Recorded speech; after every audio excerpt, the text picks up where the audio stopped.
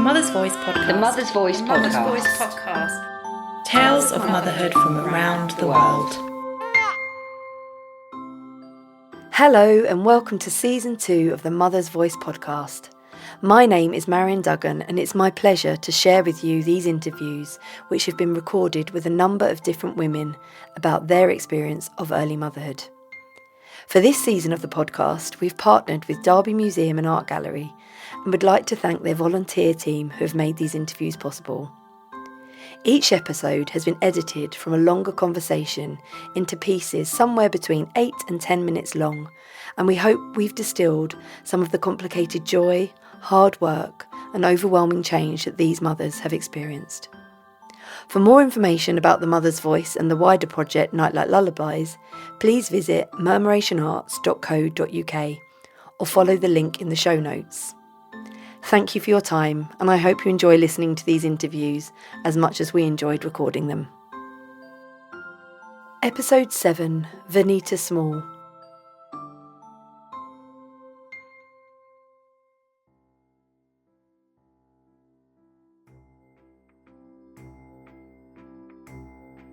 I am Veneita Small, I am 35 years old and I have 2 children, my 6-year-old called Emmy Grace and my 7-month-old called Kyra May. And I grew up in Nottingham as my base. I moved around a lot, so I went from Birmingham as a baby to Sheffield as a toddler, and then I lived my most memorable moments in Nottingham, and then I went to uni at Derby, which brought me here, went back home and then came back to have my own children.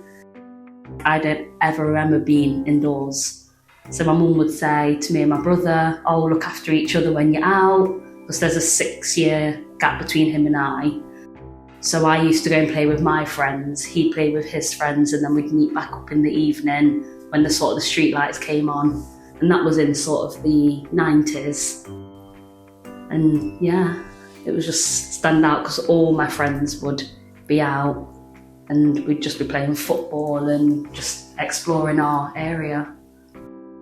My mum and dad weren't together, so it was sort of 2 separate houses, and he used to just play music till early hours. We'd have family parties, we'd do games nights and things like that. So that's what I tried to do with my own children. A little bit. I was here nor there about having children, in all honesty. I sort of wanted to find my career and what I loved and then just work my way up. And I was like, if I have a chihuahua and live in London, then that's my plan for life. But I met my partner and then we had Emmy, and then we decided to have Kai so that they could be siblings together. But yeah, it was sort of as and when life kind of gave me a child. With Emmy Grace, I kind of thought it would be a bit simpler. So I thought you gave birth, you came out of hospital, you sat and just rested up for a few days, but it wasn't like that at all. It took me ages to recover and heal. Because I was so tired, I sort of didn't really take it all in with her. So it was scary. Because they put her on me and I literally was like, oh, can you take her away because I'm not ready? Yeah, it was weird. It was like seeing an alien. So she went to her dad, and now her and her dad, you know, they say you have to have the skin-to-skin contact. That clearly works because she used to favour her dad. And then with Kai, she obviously got skin-to-skin with me, so she's got a closer bond with me. And in general, I don't think I had set goals on what I was going to do. I just thought I'm going to just raise her the best I can. I've never been a person to set strict things for myself because you can't always tell what's going to happen. Like, I didn't have any expectations to lose weight and go outside and visit people like I did the first time. And yeah, with Kai, I knew what I was expecting, so it was a lot easier process. But yeah, my biggest one was just getting a house, really. Just making sure we got a house with a garden by the time she started school. And that was it. I've got to be a bit more safe than I used to be. You can be carefree, but you've also got to be sensible. Like when you go out, say to have a drink or go to a coffee shop, you've got to think, can I afford it? What impact is that going to have? Even if you're not thinking at the time, you've still got to be forward planning. Like a lot of what I did with Emmy was get her ready for the world. So I spent time growing her as a child, but I spent a little bit of, because I had to go back to work as well. I had to speed up that process of her being away from me, being able to be self-sufficient when she was at nursery, be emotionally ready. Whereas with Kai, I'm able to have her as a baby for a little bit longer. So she's completely more babyfied than Emmy was at 7 months. And their personalities are different, so that also impacts what you can do and how you can do it. I know nursery rhymes, so I try and sing the traditional nursery rhymes. I'd say Twinkle Twinkle's a big one, and we sing Row Row Your Boat, so we've got about 3 different variations of that song, because that's where I picked it up from, being at nursery myself, being at work, and then going to playgroups. So I've learned different versions of the same song. So I sing those to Kai, and then hopefully she can understand that song when someone else sings it, and know that there's not one way to sing a song. It just bonds people together, doesn't it, music? Like everybody listens to it at some point in their life. So it's just something that connects you.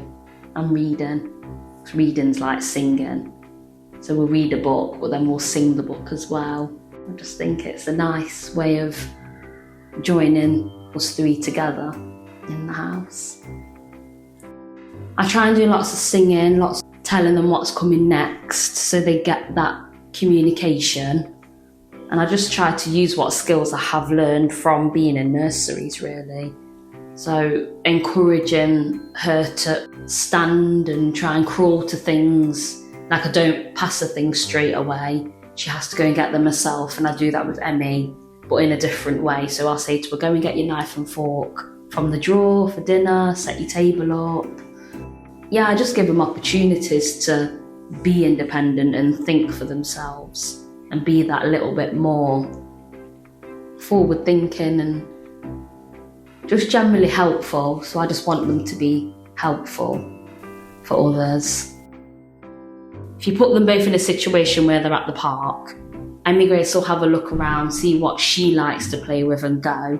Whereas I think Kai will want me to, or someone to be there to be like, this is how you do this. And then slowly but surely she'll learn how to do it. And I just think she'll be more cautious and more thinking than Emmy. In terms of friendships, that's one thing that I want them to foster themselves. So I don't tell them who they can be friends with. Because if she wants to be friends with the bad kids at school, I said that's fine, but you need to learn your boundaries. So if they're doing something silly on the carpet, like drawing on the carpet, you know, I'm not going to do that because I'll get in trouble. And she started to realise that, yeah, you can be friends with these people, but you don't have to follow their actions. And their relationship between them as sisters, I want to foster that and make sure that they are solid for the future. Because I always say, you won't necessarily always get along with your sibling, but as long as you know they're there, you'll be okay. And yeah, and just generally just making them happy and doing what we can as a family as well. So yeah, I don't really plan for the future necessarily, just make sure that everybody's happy and everybody's not worn out. This podcast was created by Murmuration Arts and produced by the Academic Podcast Agency as part of Nightlight Lullabies Derby. Made possible by the National Lottery Heritage Fund and Arts Council England, in partnership with Derby Museums, the Royal School for the Deaf Derby and Derby Feste. supported by D Youth Hub, Action Deafness and Family Hubs Derby.